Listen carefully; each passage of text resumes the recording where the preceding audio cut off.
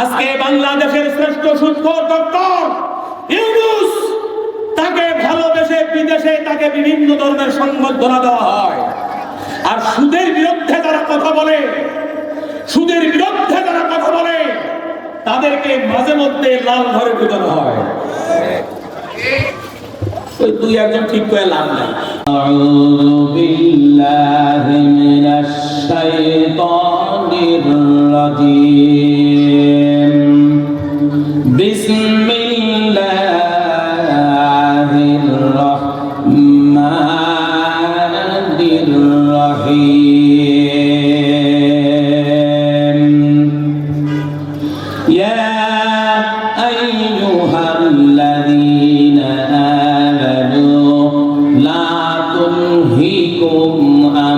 أموالكم ولا أولادكم عن ذكر الله. الله أكبر বলেন। ومن يفعل ذلك فأولئك هم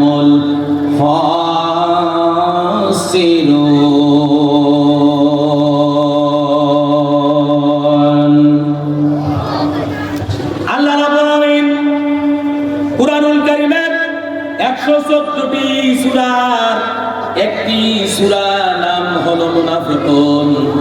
সময় অল্প, লম্বা কথা বলা যাবে না। এই 9 নম্বর আয়াতে আল্লাহ পাক ঈমানদারদেরকে ডেকে বলেছেন, যারা ঈমানদার। ভাইরা আমার, আমরা পৃথিবীর সকল মানুষ জানি ঈমান মানে বিশ্বাস। যারা বিশ্বাস করে তারা হলো ঈমানদার। কিন্তু ব্যতিক্রম আছে, বিশ্বাস করলেই ঈমানদার হওয়া যায় না। ভাইরা আমার, আবু জাহেল, উতবা, শাইবা, আব্দুল মুত্তালিব সহ সকল মানুষগুলো কাবা ঘরের মালিককে বিশ্বাস করত, কিন্তু সেই বলে সেই ঈমানদার হতে পারে না। ঈমানদার হতে গেলে 3টা জিনিস লাগে। 1 নাম্বার হলো অন্তরে বিশ্বাস, 2 নাম্বার হলো মুখে প্রকাশ, আর 3 নাম্বার হলো কাজে পরিণত করা। অন্তরে বিশ্বাস করলে আল্লাহ এক, আল্লাহ অদ্বিতীয়, আল্লাহর কোনো শরীক নাই। ভাইরা আমার, বিশ্বাস করার পর আপনি বললেন আমানতু বিল্লাহি ওয়া মালাইকাতিহি ওয়া কুতুবিহি ওয়া রুসুলিহি ওয়াল ইয়াউমিল আখির ওয়াল কদরি খাইরিহি ওয়া শাররিহি মিনাল্লাহি তাআলা ওয়াল বা'সি বাদাল মাউত। অথবা কালিমা তাইয়্যিবা অথবা কালিমা শাহাদাত করে মুখের দ্বারা স্বীকৃতি দিলেন। ভাইরা আমার, মুখে স্বীকৃতি দেওয়ার পরে আল্লাহকে বিশ্বাস করলেন, মুখের দ্বারা স্বীকৃতি দিলেন। আর এই আল্লাহ যা বলেছেন তা করতে হবে, আল্লাহ যা নিষেধ করেছেন তা করা যাবে না। আমার রাসূল যা করেছেন তা করতে হবে, আর রাসূল যা নিষেধ করেছেন তা করা যাবে না। ভাইরা আমার, এই 3টি বিষয় যারা মেনে নেয় তারাই হলো ভাইরা আমার প্রকৃত মুমিন, প্রকৃত ঈমানদার। আমার দেশে এমন মানুষ আছে, 1 বার নয়, 2 বার নয়, 3 বার, 4 বার, 5 বার, 10 বার হজ করছে, 10 বার হজ করছে, তারপরে ঈমানদার নয়। এই ঈমানদার নয়। কিভাবে নয়? ভাইরা আমার, প্রতিষ্ঠানে চাকরি করত, চাকরি শেষ হয়ে গেছে, হজ করছে কয়েকবার, বাবার সম্পত্তি পেয়েছিল, সম্পত্তি বিক্রি করে আর গ্রাসুটির টাকা পেয়ে 1 কোটি টাকা হয়েছে। 1 কোটি টাকা সুদ ভিত্তিক ব্যাংকে রাখছে। কোথায় রাখছে? হজ কয়বার? 10 বার। ভাইরা আমার, সুদ ভিত্তিক ব্যাংকে রেখে প্রত্যেক মাসে সুদ উঠায় আর খায়। ইমাম সাহেব জিজ্ঞাসা করছে, হাজী সাহেব চাকরি তো নাই, সংসার চলে কি গয়া? হয় ইমাম সাহেব একটা কাজ করেছি, বাবার সম্পত্তি বিক্রি করেছি, আর গ্রাচুটি পাইছিলাম, সব মিলায় 1 কোটি টাকা হয়েছে, এইটা ব্যাংকে রাখছি। ইমাম সাহেব বলে কোন ব্যাংক? বলে অমুক ব্যাংক। ওটা তো সুদ ভিত্তিক ব্যাংক, ওটা সুদ হয়, হয়তো কায়দা করছি, কৌশল করছি যাতে আমি সুদ আমার না খাওয়া লাগে। বলে কি কৌশল করছেন? বলে কৌশলটা হলো আপনার চাষির নামে অ্যাকাউন্ট করছি। গাইবান্ধার ভাষা বোঝা যায়? কথা পাই এই ভাই, গাইবান্ধার ভাষা বোঝেন? কার নামে অ্যাকাউন্ট? চাষির নামে, হাজির নামে, তাই না? হাজির স্ত্রীর নামে অ্যাকাউন্ট করে যায়, আর ওই টাকা প্রত্যেক মাসে উঠায় আর সুদ খায়। হাজি মনে করছে অ্যাকাউন্ট যেহেতু আমার বিবির নামে, এইটা আমার গুনাহ হবে না, গুনাহ হলে বইয়ের হবে। বাঙালি হাজি, এবার বলেন বইয়ের নামে অ্যাকাউন্ট করে সুদ খাইলে গুনাহ হবে না হবে না? জোরে বলেন হবে না হবে না? এইরকম শুধুমাত্র হাজি নয়, নামাজি, এইরকম বাংলাদেশের অসংখ্য মানুষ নামাজ পড়ে, রোজা করে, হজ করে, যাকাত দেয়, এদিকে সুদও খায়। আছে না নাই? ভাইরা আমার, কোন লোক যদি আমার দেশে মদ খায়, নেশা করে, তাহলে লোকটাকে মানুষ ঘৃণা করে। কিন্তু কোন ব্যক্তি যদি সুদ খায়, তাহলে ঘৃণা নাই, আগের কাতারে যা দাঁড়ায়। মসজিদের আগের কাতারে সুদখোর। আমার উস্তাদের মুখে শুনেছিলাম, কোন এক জায়গায় শুক্রবারে জুম্মার নামাজ পড়তে গেছে এক যুবক। ওই যুবক মদ খাইয়া জুম্মার নামাজ পড়তে গেছে, এখনো নেশা কাটে নাই, মাতলামো করছে। খতিব সাহেব বলছে বাড়িতে রেখে আসো, সভাপতি সাহেব বলছে বাড়িতে রেখে আসো, এলাকার মাতবরেরাও বলছে ওকে বাড়িতে রেখে আসো। ওকে বাড়িতে রাখা হলো। মদ খাওয়ার কারণে মাতলামি করছে, এই জন্য বাড়িতে রাখা হলো। বাড়িতে নিয়ে যায় তাকে ঘরের মধ্যে বন্দি করে রাখা হলো। কিছুক্ষণ যেতে না যেতেই এলাকার পরিচিত এক সুদ ব্যবসায়ী আসলো। মাথার টুপিটাও ভালো, লুঙ্গিটাও ভালো, জামাটাও ভালো, ক্লিন শেপও ভালো। হানা বলবেন না ভাইরা আমার। এই লোক যখন আসলো, তখন খতিব সাহেব বলছে ভাই সামনে আসেন। মসজিদের সভাপতি কয় সামনে আসেন। এক হারাম খাওয়া লোককে বাড়িতে বিদায় করলো। আর সবচাইতে জঘন্যতম হারাম সুদ, সবচাইতে নিম্নমানের গুনাহ যেটা, সেটা হলো যে সুদখোর ব্যক্তি আপন মায়ের সঙ্গে জেনা করলে যে পাপ হয়, সর্বনিম্ন স্তরের পাপ ওইটা। আর ওই লোকটাকে সামনে নিয়ে যায় বসায়, কারণটা হলো ওর টাকা বেশি বেশি দেয়, কিন্তু হালাল হারাম করে না। সমাজে আছে না নাই ভাই? জোরে গান আছে না নাই? মদ হারাম, সুদ হারাম, ঘুষ হারাম, মৃত জন্তু হারাম, শুয়োরের গোশত হারাম। ভাইরা আমার, এভাবে আল্লাহর নাম ব্যতীত যেটা ব্যবহার করা হয় এগুলো হারাম।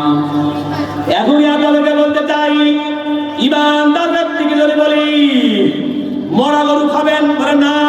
শুয়োরের গোশত খাবেন, বলে না। রক্ত খাবেন, বলেন না।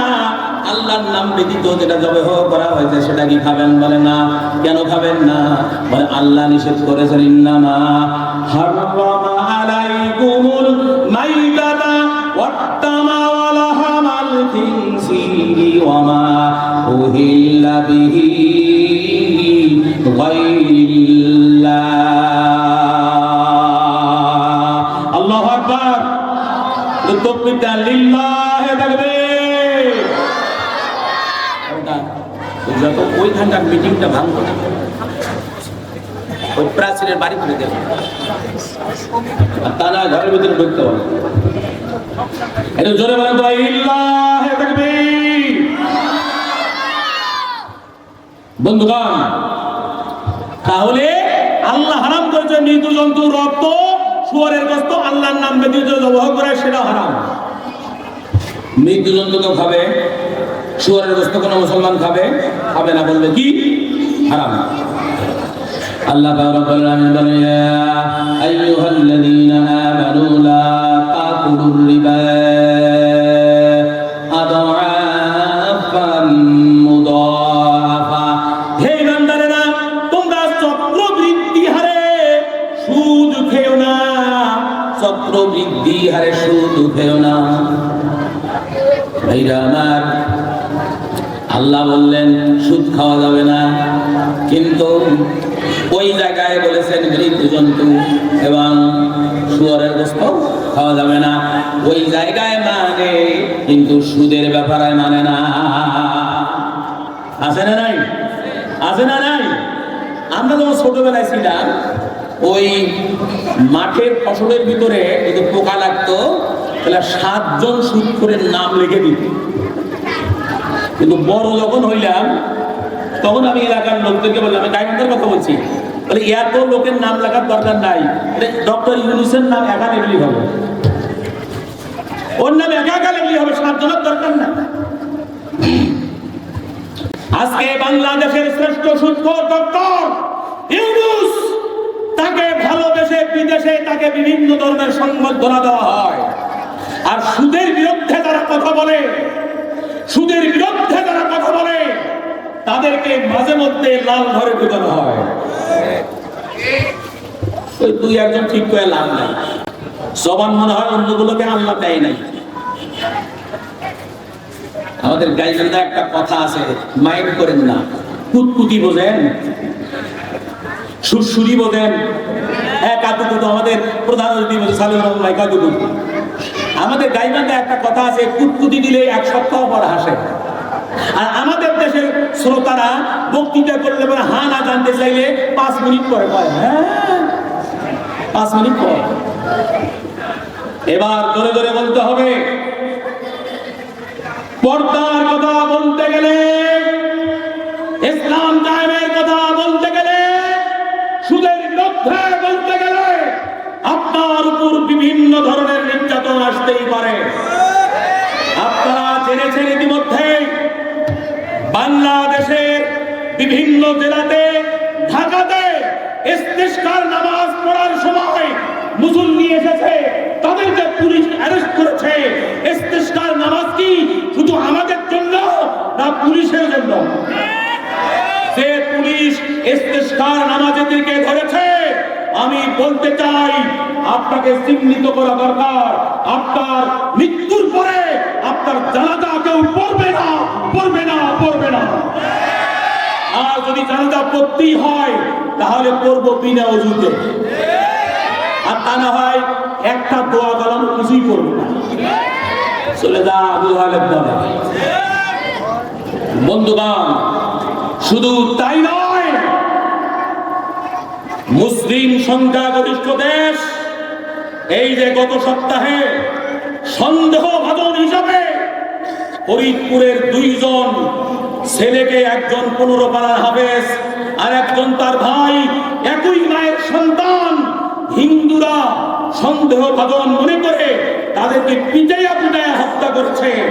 আর তার প্রতিবাদ জানাইতে গেছে গতকাল এলাকার জনগণ, পুলিশ আবার তাদেরকে গুলি করে 2 জনকে হত্যা করছে। সেই দেশে ইস্তেসকা চলে, সেই দেশে ওয়াজ চলে।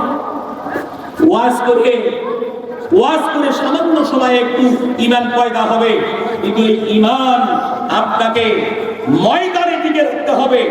ঈমান নিয়ে ময়দানে যেতে হবে, অন্যায়ের বিরুদ্ধে সংগ্রাম করতে হবে। নামাজ পড়া ফরজ, রোজা করা ফরজ, হজ করা ফরজ, ইসলামী শিক্ষা অর্জন করা ফরজ, সাথে সাথে ভাইরা আমার অন্যায়ের বিরুদ্ধে জিহাদ করা ফরজ। ধরে বলেন ঠিক কিনা? আজকে বাংলাদেশের অনেক মানুষ, লক্ষ লক্ষ মানুষ উমরা করছে, খালি উমরা।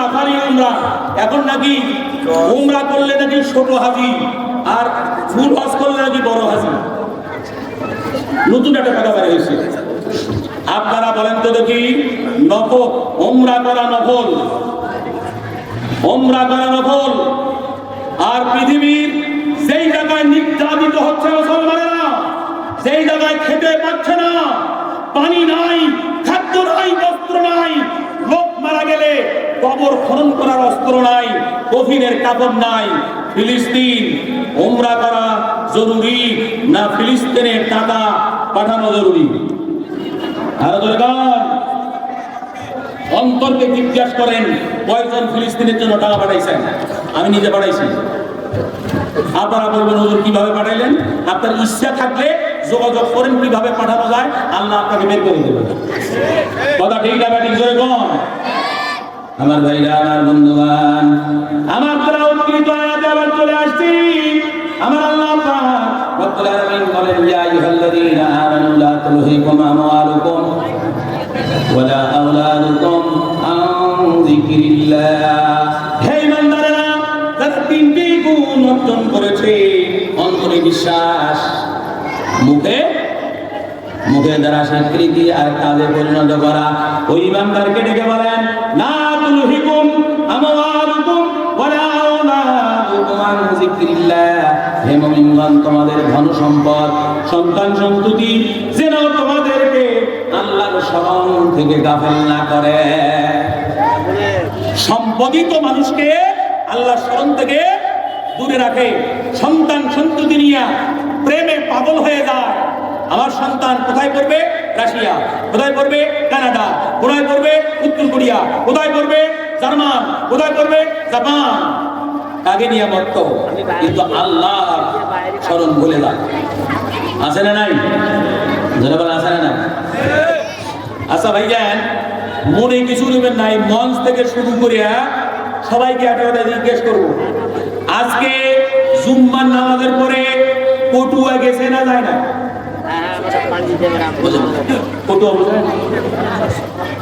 আরে ভাই, দান বক্স গেছে, দান বক্স। এবার বুঝছেন? ও তাহলে আমার পটুয়া বলা ভুল হয়েছে। ফরজ নামাজের পরে দান বক্স গেছে। 500 টাকা কে দিয়েছেন দান বক্সে? হাত তোলেন।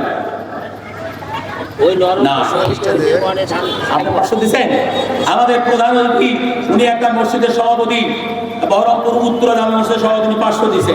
এবার একটু নিচে নামে আসি, 100 দিচ্ছেন কে কে ভাই? এই ছেলে তুই দিছিস বাবা 100? উনি বাবা তুই তো দরকার নেই, আল্লাহু আকবার। 100 খুব কম, তবে আমি 100 টাকা দিছি। আমি 100 টাকা দিছি। আর আমি প্রত্যেক মাসে আমার একটা বেতন আছে, সম্মানী আছে, এটা হলো 22,200 টাকা। এটা আমি যখন পাই তখন আমি প্রত্যেক মাসে 22,200 টাকা মসজিদকে দিয়ে দিই। 30 বছর হলো একটা মসজিদে খতিবি করি, অনেক টাকা নিলাম, কিন্তু দেখি ওই লাভ করবো, এখন ছেড়ে দিয়ে দেখি। তো ছেড়ে দিয়েছি, গত আগস্ট থেকে ছেড়ে দিলাম। তো দেখি ওই টাকা নিয়েও যেরকম চলে, টাকা না নিয়ে আরো ভালো চলতেছে। আল্লাহ কইলেন না? যে কথা বলছিলাম, আমার উদ্দেশ্য আছে। আপনি সপ্তাহের একটা দিন মসজিদে গেলেন, আপনার নিয়ত যদি থাকে আমি 100 টাকা আমার মায়ের জন্য, বাবার জন্য, দাদার জন্য, দাদির জন্য, আমার আত্মীয় স্বজনের জন্য 100 টাকা দেবো, আপনি দিবেন দান বক্সে। আর রাসূল বলেছেন এটা দান বক্সে পৌঁছবে না, এটা আল্লাহ পাকের কুদরতি হাতে পৌঁছবে। সুবহানাল্লাহ। বন্ধুগণ, আমাদেরকে যেন গাফেল না করে, আমাদেরকে যেন দূরে সরে না রাখে আমাদের সম্পদ, আমাদের সন্তান সন্ততি। এবার আল্লাহ পাক বলেন, ওমায়া ফালগালিকা ফাউলাইকা হুমুল খাসিরুন। আমার আল্লাহ পাক রব্বুল আলামিন বলেন, যারা এই সমস্ত কাজ করবে, আল্লাহর জিকির থেকে দূরে সরে থাকবে, আল্লাহ পাক বললেন ফাউলাইকা হুমুল খাসিরুন। এরাই হবে ক্ষতিগ্রস্ত, এরাই হবে ধ্বংস। মুফাসসিরিনে কেরাম বলেন, ক্ষতিগ্রস্ত আর ধ্বংস বলতে আমরা কি বুঝি? সেটি হলো ময়দানে ওই ব্যক্তির ডান হাতে আমলনামা উঠবে না, বাম হাতে আমলনামা পাবে। ডান হাতে যারা আমলনামা পাবে তারা হবে ভিআইপি, আর যারা বাম হাতে আমলনামা পাবে এরা হবে কয়েদি। এরা কি হবে? কয়েদি হবে। এদেরকে ধাক্কাইয়া ধাক্কাইয়া ভাইরা আমার জাহান্নামের দিকে নিয়ে যাওয়া হবে। বন্ধুগণ, আপনি আমি যখন হাসরের ময়দানে উপস্থিত হব, আপনার আমলনামা আমার আমলনামা আল্লাহ পাক হাতে দিয়ে দিবেন, ওই আমলনামা আপনি আমি করতে থাকবো। ইকরা কিতাবাকা কাফা বিনাফসিকাল ইয়াউমা আলাইকা হাসিবা। বিশাল বড় আমলনামা দেওয়া হবে, আমলনামা পড়তে থাকবেন, আমলনামা পড়তে পড়তে দেখবেন রাজশাহীর বর্ণালীর মোড় থেকে ভাইরা আমার আসছিলেন স্টেশনের দিকে, একটা ডাবের খোসা রাস্তার মধ্যে পড়েছিল, আপনি গাড়ি থামাইয়া ডাবের খোসাটা ফেলে দিয়েছেন, অথবা কলার একটা সবলাতে কোনো লোক রাস্তার মধ্যে ফেলে দিয়েছে, সেইটা আপনি আমলনামার মধ্যে দেখতে পাবেন। ভাইরা আমার, আজকে এই মাহফিল 2024 সালের এপ্রিল মাসের আজকে কয় তারিখ? 26 তারিখ। এই 26 তারিখে কোরআনকে বিজয়ের জন্য, কোরআনকে শোনার জন্য, জান্নাত পাওয়ার আশায়, আল্লাহর ভালোবাসা পাওয়ার উদ্দেশ্যে অনেক দূর দূরান্ত থেকে ভাইরা আমার এই জান্নাতি মাহফিলে বসেছেন, কিন্তু দেখা যাবে আশেপাশের মানুষ এখনো অনেকে আসতে পারে না। আবু জাহেলে যারা হজ করেছেন, ভাই সামনে বসা, যারা হজ করেছেন, আবু জাহেলের বাড়ি আর রসুলের বাড়ি মাত্র সামান্য একটু তফাৎ। রসুল সাল্লাল্লাহু আলাইহি ওয়াসাল্লামের বাড়ি এখন হচ্ছে লাইব্রেরি সুন্দর, আর আবু জাহেলের বাড়ি হচ্ছে পায়খানা, কয়েকশো পায়খানা। বন্ধুগণ, এই মক্কা থেকে 1750 মাইল দূরে হযরতে বেলালের বাড়ি। জোরে বলেন, কয়শো মাইল? 1750 মাইল দূরে। ভাইয়া, 1750 মাইল দূর থেকে এসে আল্লাহর রাসূল সাল্লাল্লাহু আলাইহি সাল্লামের হাতে হাত দিয়ে কালেমা বলে মুসলমান হলেন, আর পৃথিবীর সেরা মুয়াজ্জিন হলেন। যার আযান বন্ধ হলে আরশে আজিম পর্যন্ত আযান যায় না, আর যিনি আযান দিলে আরশে আজিম পর্যন্ত আযান পৌঁছে যায়। অথচ তিনি ছিলেন একজন কালো মানুষ, তিনি ছিলেন একজন সার্ভেন্ট, একজন গোলাম, কিন্তু আল্লাহ পাক রব্বুল আলামিন তাকে এমন মর্যাদা দিয়েছেন, আযান দিলে আযানের ধ্বনিটা আরশে আজিম পর্যন্ত পৌঁছে যায়। এজন্য রাসূল বলেছেন, ইন্নাল্লাহা লা ইয়ানজুরু ইলা সুওয়ারিকুম ওয়া আমওয়ালিকুম ওয়ালাকিন ইয়ানজুরু ইলা কুলুবিকুম ওয়া আ'মালিকুম। আল্লাহ রাসূল বলেছেন, নিশ্চয়ই আল্লাহ মানুষের চেহারা সুরত দেখেন না, তার সম্পদের দিকে তাকান না, দুইটি জিনিস দেখেন, একটা হলো অন্তর আর একটা হলো আমল। একটা হলো অন্তর আর একটা কি? আমল। আমল মানে কাজ। আপনার জীবনের সব কিছু কাজ রাসূলের সুন্নাহ মোতাবেক হতে হবে। বাংলাদেশের টাকা আছে, জাল টাকা আছে, ভালো টাকা আছে। জাল টাকা চালানোর বর্তমানে একটা সুযোগ এসেছে বাংলাদেশে, বলবো হয় না। জাল টাকা যদি চালাতে চান তাহলে মাহফিলে দান করবেন, এটা সুন্দর সুযোগ। আর জাল টাকা যদি কমিটি চালাতে চায়, সুন্দর একটা সুযোগ, রাত্রে হুজুরকে টাকা দিয়ে দেবেন, হুজুর তো বলবে না, জাল টাকাটা ওখানে চালু হয়ে যাবে। আপনি বলবেন যে হুজুরা জানলেন কি করে? আমার প্রত্যেক বছরে 2, 4, 10 খান করে বের হয়। সুন্দর একটা সুযোগ হয়েছে। আমি বলছিলাম, জাল টাকা আর ভালো টাকা পশ্চিমকালেও একমত হতে পারে না। রসুলের খাঁটি উম্মত, আল্লাহর খাঁটি গোলাম আর শয়তানের গোলাম, শয়তানের উম্মত এক হতে পারে না। রসুলের খাঁটি উম্মত যে কোনো কাজ করবে, সে দেখবে আমার রসুল করছে না করে না। বন্ধুগণ, সময় কাছাকাছি হয়ে চলে আসছে। আমার আল্লাহ পাক পরের আয়াতের মধ্যে বলেছেন, ওয়ানফিকু মিম্মা রাযাকনাকুম মিন ক্বাবলি আন ইয়াতিয়া আহাদাকুমুল মাউতু ফায়াকুল রাব্বি লাউলা আখখারতানি ইলা আজালিন করিব ফাআসাদ্দাকা ওয়া আকুম মিনাস সালিহিন। সূরা বলছেন, হে দুনিয়ার ঈমানদারেরা, আমি তোমাদেরকে যা রিজিক স্বরূপ দিয়েছি তা তোমরা মৃত্যু আসার আগেই ব্যয় করো। নিজের কাজ নিজে করো, নিজের কাজ নিজে করো, অন্যের জন্য রেখে দিও না। আমি আজকে আমার মসজিদেও বলেছি এই কথাটা, উদাহরণ দিয়েছিলাম। নিজের কাজ নিজে করতে যত আরাম, অন্যকে দিয়ে তা হয় না। এখন গরম মৌসুম, পিঠের মধ্যে গায়ের মধ্যে ঘামাচি বা এই ধরনের কিছু বের হয় না ভাই? রাজশাহী ভাষায় কি বলেন ভাই? ঘামাচি। এই ঘামাচি বের হলেও চুলকায়। তো পিঠের মধ্যে এমন জায়গা আছে যেখানে হাত পাওয়া যায়, ওখানে যদি স্ত্রী থাকে দাও তো একটু চুলকে, না হয় ছেলে মেয়ে থাকলে বা নাতি নাতনি থাকলে একটু চুলকে দাও। তো চুলকায় হলো এইখানে, আর বেগম চুলকায় আর এক জায়গায়। তো স্বামী বলে এই ওখানে না, আর একটু সরিয়ে, আর একটু সরিয়ে। তো এবার সরিয়ে আসার কথা বললে আরো 4 ইঞ্চি দূরে চলে যায়, আরে অত দূর নয়, আর একটু সরিয়ে, আবার দূরে সরে যায়। এবার বলেন তো নিজের হাতের চুলকানি সহজ না পরের হাতের চুলকানি সহজ? এখন বের হয়েছে নকল হাত, প্লাস্টিকের হাত, ওটা দিয়ে যদি নিজে চুলকান মহা আরাম, পরের হাত দিয়ে চুলকানে এত আরাম নয়, আসল জায়গায় হাত যাবে না। এই জন্য আল্লাহ পাক বলছেন, আমি তোমাদেরকে যে রিজিক দিয়েছি মৃত্যু আসার আগেই তোমরা তা আল্লাহ রাস্তায় ব্যয় করো। আল্লাহর রাসূল বললেন, আদম সন্তান নিজের সম্পদের চাইতে পরের সম্পদকে বেশি মহব্বত করে। ইয়া রাসূলুল্লাহ কেমন করে? বলে যা তুমি আল্লাহ রাস্তায় খরচ করো এইটা তোমার সম্পদ, আর যা রেখে দাও মৃত্যুর পরই, এটা তোমার স্ত্রী, এটা তোমার মেয়ে, এটা তোমার ছেলে, এটা তোমার জামাই, এটা ভাগ করে হাত করে নেবে। রাজশাহীতে গত 2 বছর আগে একটা ঘটনা শুনেছি, মৃত্যু বাপের হাতের টিপ নিয়ে বাড়ি দখল করছিল। মৃত্যু বাপের হাতের টিপ নিছে, যে লোক গোসল করতে করাচ্ছে মুর্দাকে, সে বলছে কালি জ্ঞান ধরা পড়ে গেছে।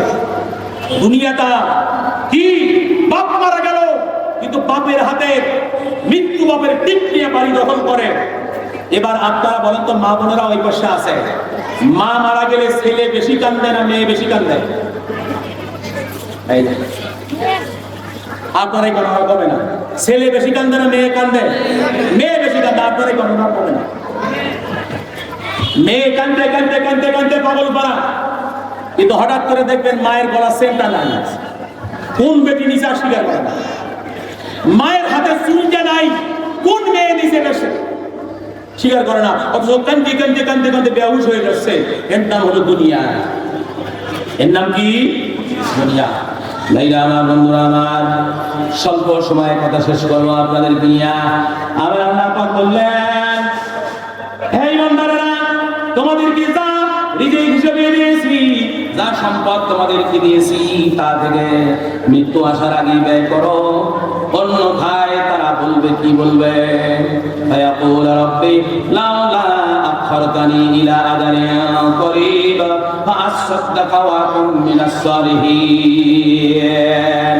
ওই মৃত্যু শয্যায় শায়িত ব্যক্তি আল্লাহর কাছে প্রার্থনা করবে, আল্লাহকে বলবে, হে আমার পালনকর্তা, হে আমার রব, আমাকে আরো কিছুকাল অবকাশ দিলেন না কেন? আল্লাহ বলেন, 40 বছর দিয়েছিলাম, 50 বছর দিয়েছিলাম, 60 বছর দিয়েছিলাম। বাংলাদেশের একজন মহিলা কয়েকদিন আগে নেটে আসছে, 137 বছর বয়স। কয় বছর? 137 বছর বয়স। এই বয়সটাই মনে হয় বেশি। ভাইরা আমার, এত বয়স পেল, তারপরেও বলে আমাকে আর একটু অবকাশ দেন। কিন্তু আল্লাহ পাক আপনাকে আর অবকাশ দেবেন না, নির্ধারিত সময় আল্লাহ আপনাকে নিয়ে যাবে। আল্লাহ পাক রব্বুল আলামিনের কাছে বলবেন, ফাসাদদাকা ওয়া কুম মিনাস সালিহিন। আপনি যদি এবার আমাকে যদি হায়াত দেন, আর একটু হায়াত বাড়িয়ে দেন, তাহলে আমি বেশি বেশি করে দান করব,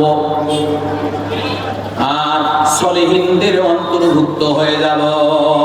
এবার জোরে জোরে বলেন তো ভাই, সময় কি পাওয়া যাবে? পাওয়া যাবে। পৃথিবীতে যত মানুষ এসেছিলেন, তার মধ্যে নবী রাসূলগণ যারা এসেছিলেন, তাদের অনুমতি নিয়া, তাদের অনুমতি নিয়া যান কবজ করা হয়েছে। কিন্তু পৃথিবীতে যত বড় মানুষ হন না কেন, অন্য মানুষের কাছে কোনো অনুমতি নেওয়া হবে না। ভাই আমার, আল্লাহ পাক পরের আয়াতের মধ্যে বলেছেন, ওয়ালা ইয়াখিরুল্লাহু নাফসান ইযা জাআ আজালুহা আল্লাহু খাবীরুম বিমা তা'মালুন। আল্লাহ পাক রব্বুল আলামিন বলেন, প্রত্যেক ব্যক্তির নির্ধারিত সময় যখন উপস্থিত হবে, তখন আল্লাহ পাক কাউকে অবকাশ দেবেন না। ইযা জাআ আজালুহা লা ইস্তাগফিরুনা সাআতান ওয়া লা ইস্তাকদিমুন। আল্লাহ পাক বলছেন, প্রত্যেকের একটা নির্দিষ্ট সময় আছে। এই সময় যখন ঘনীভূত হবে, তাকে এক কদম আগেও যেতে দেওয়া হবে না, এক কদম পিছেও যেতে দেওয়া হবে না। আমার বন্ধুগণ, তাই আপনাদেরকে একটা বিষয় একটু নজর দিতে চাই। আমরা মাহফিলে আসছি, বক্তৃতা করছি, মাদ্রাসা করা হয়েছে, সব কিছুর মূলে একটা টার্গেট হলো জান্নাতে যাওয়া। কোথায়? জান্নাতে যাওয়া। ভাইরা আমার বক্তৃতা যদি আমাকে জান্নাতে নিতে না পারে, এনাদের ব্যবসা যদি এনাদেরকে জান্নাতে নিতে না পারে, এই কাজ করে কোনো লাভ নাই। আপনার শ্রবণ যদি আপনাকে জান্নাতি বানাইতে না পারে, শ্রবণ আপনার কোনো দাম নাই। বন্ধুগণ, তাই জান্নাত পেতে হলে দুইটা জিনিস লাগে। কোরআনে বলা হয়েছে, ইন্নাল্লাহ ইশতারা মিনাল মুমিনিনা আনফুসাহুম ওয়া আমওয়ালাহুম বিআন্না লাহুমুল জান্নাহ। আল্লাহ পাক সূরা তাওবার 111 নম্বর আয়াতে বলছেন, হে ঈমানদারেরা, তোমরা জানটা আমাকে দিয়ে দাও, মালগুলি আমাকে দিয়ে দাও, আমি খরিদ করে নেব, আর বিনিময়ে তোমাদেরকে আমি জান্নাত দিয়ে দেব। আল্লাহু আকবার করে বল। জান এবং মাল, জান এবং মাল, জান এবং মাল কালমা পড়ার সাথে সাথে বিক্রি হয়ে গেছে, আল্লাহর কাছে দিয়ে দিয়েছেন। এটা যেখানে সেখানে খরচ করা যাবে, যেখানে সেখানে খরচ করতে পারবেন না, খরচ করতে হবে আল্লাহর রাস্তায়। এই যে তিনি বৃষ্টির প্রতি শান, কোরআন শেখানো হয়। বলেন তো দেখি, কোরআনের চাইতে মর্যাদাবান, কোরআনের চাইতে সম্মানিত কিতাব কি আর আছে? আছে? এই কোরআন দেখতে পাচ্ছেন আমার কাছে, এটা হলো কাগজের কোরআন। কিসের কোরআন? কাগজের কোরআন। আর আজকে 16 জন আসবে জীবন্ত কোরআন। জীবন্ত কোরআনকে দেওয়া হবে কি? বাতলি দেওয়া হবে। আর এই হাফেজদের পিতামাতার মাথায় কাল কিয়ামতের ময়দানে সূর্যের চাইতেও অনেক উজ্জ্বল একটা করে টুপি পরানো হবে। মানুষরা দেখে বলবে, কারা এরা? বলে, এরা হাফেজের বাবা, হাফেজের মা। আল্লাহ আকবার বললেন না? কিন্তু আমার এই দেশের অনেক মানুষ, আপনাদের আশায় কথা বলছি না, গাইবান্ধায় এক সময় আমি যখন লেখাপড়া করতাম, গাইবান্ধায় আমার এক প্রতিবেশী চাচা ছিল।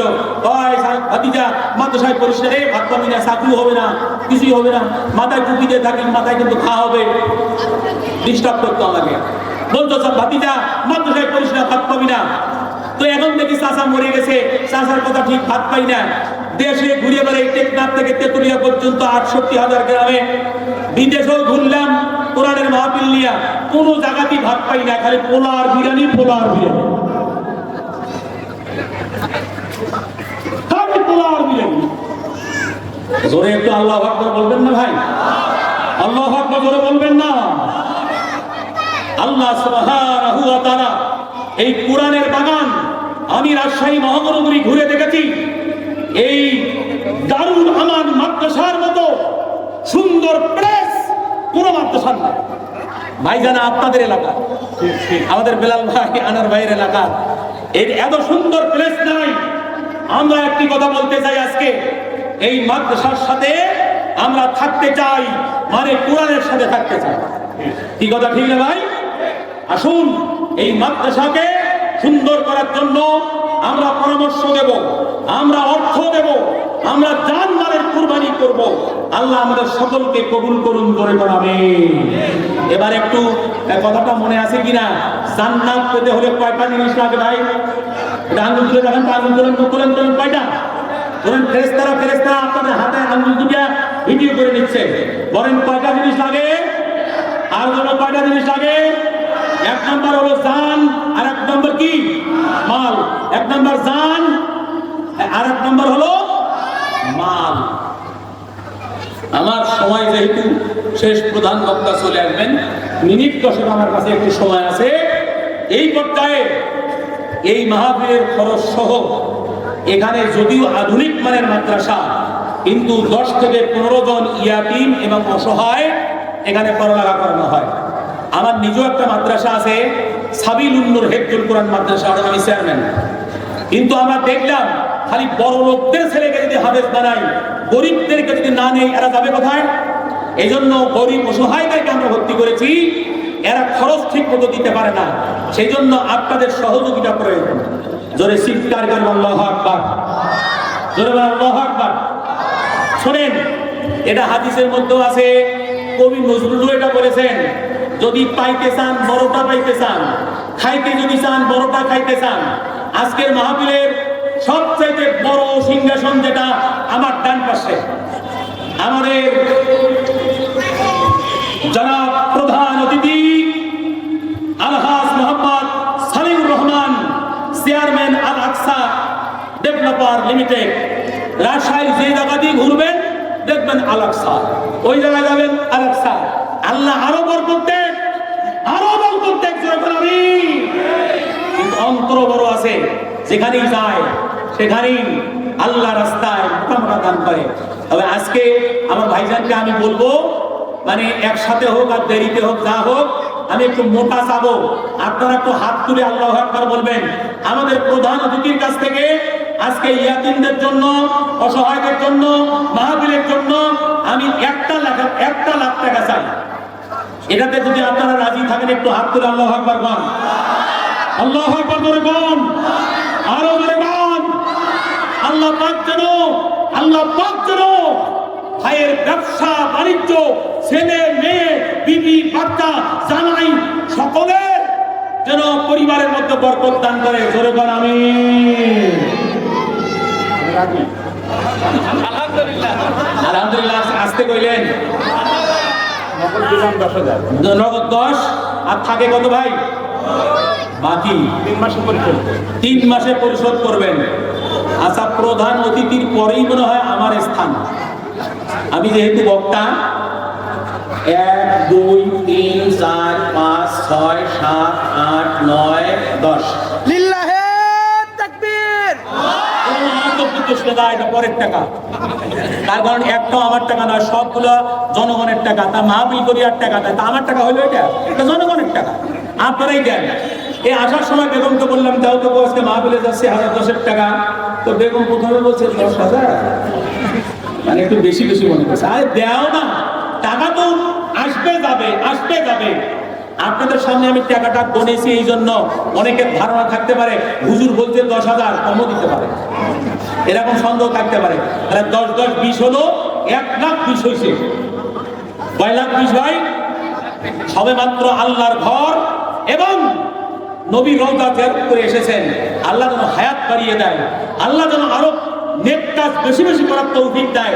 জোরে চিৎকার করে আল্লাহুম্মা আমিন, জোরে আল্লাহুম্মা আমিন। এবার আমি দেখতে চাই আমাদের মুরব্বী ডাক্তার মোহাম্মদ ইকরামুল হক সাহেব আছেন কি? আপনারই তো এটা মাদ্রাসা, আমি জানি আপনারই মাদ্রাসা। আপনি না বলেও না, হ্যাঁ বলেও হ্যাঁ, যেটাই কর। তাই কারণ আমি আরো অনেকবার দেখেছি। তবে আপনার কাছে আমি বলবো না, যেহেতু আপনার মাদ্রাসা, আপনি প্রত্যেকবার সম্মানের এই আসনে থাকেন, আমি আপনার কাছে বলবো না। আপনি তাই কানে যদি আমার কাছে বলেন, আমি সেটাই বলবো। বলেন মোহতারাম, যা বলবো তাই। আপনি অনেক দিচ্ছেন। লিল্লাহে তাকবীর। এই তাকবীরে টাকা হয় না। আপনারা বলবেন যে হুজুর আপনি মাইক দিয়া এদেরকে শোনেন, 61 বছর বয়স আমার। লিল্লাহে তাকবীর, তাকবীর। এই গলার ভয়েস আপনারই খিলে বেশি করছে, বুঝে পোলার বিরিয়ানি বোঝেন না? তো জোরে দিবেন না কেন? লিল্লাহি তাকবীর। আমাদের মাননীয় সভাপতি, স্বাস্থ্য বিজ্ঞানী এবং সমাজ সেবক, ধর্মীয় ব্যক্তিত্ব, রাজশাহীর গর্ব, মাননীয় সভাপতি ডাক্তার মোহাম্মদ ইকরামুল হক, ব্যবস্থাপনা পরিচালক, north Bengal diagnostic centre, Lakshmipur, Rajshahi, 1 লক্ষ টাকা। জোরে জোরে বলেন মারহাবা, আর জোরে বলেন মারহাবা। সভাপতি গেল, আর সহসভাপতি করে গো? না না, এটা তো হয় না। হাসান, আজকে এখানে প্রিন্সিপাল হলো সহসভাপতি, এখানকার প্রিন্সিপাল হলো কেউ টাকা দিতে, আমি টাকা ছাড়বো না, টাকা ছাড়বো না। এই যা, উনি হলো চেয়ারম্যান, প্রিন্সিপাল সাহেব, আপনি বলেন ওনার পক্ষ থেকে কত দিবেন? কর আসতে আসতে তো আমার সময় শেষ, টাকা নেবো কখন? আচ্ছা, আমাদের অন্যতম অতিথি বেলাল ভাই, আনোয়ার ভাই, ওনারা আছেন। ওনারা তো ওনাদের এলাকার মাদ্রাসা, ওনারা যা পারেন করবেন, আলহামদুলিল্লাহ। ওটা আমি চাই আবার ঠকে যাবো, চাবো 1 লাখ, ওনারা সরকারি ভাবে বরাদ্দ পায় 5 লাখ দিবে, তখন আমার ঠকা হবে, ঠকা হয়ে যাবে। গতবার গেছিলাম সিরাজগঞ্জের এক মাহফিলে, সেক্রেটারিকে বললাম আপনি 1 লাখ দেন, আমি তো 1.5 লাখের নিয়ত করছিলাম। তারপরে 1.5 লাখ নিলাম। তা আমি বললাম আপনার স্ত্রী বেঁচে আছে? বলে হ্যাঁ। তার নামে 50,000 দেন। নেন। আরে ভাই, আছে দুনিয়াতে লোক আছে না নাই? আছে না নাই? কালেকশন করলাম, দেখি 14 লাখ কয়েক হাজার টাকা হলো, 14 লাখ কয়েক হাজার টাকা হলো।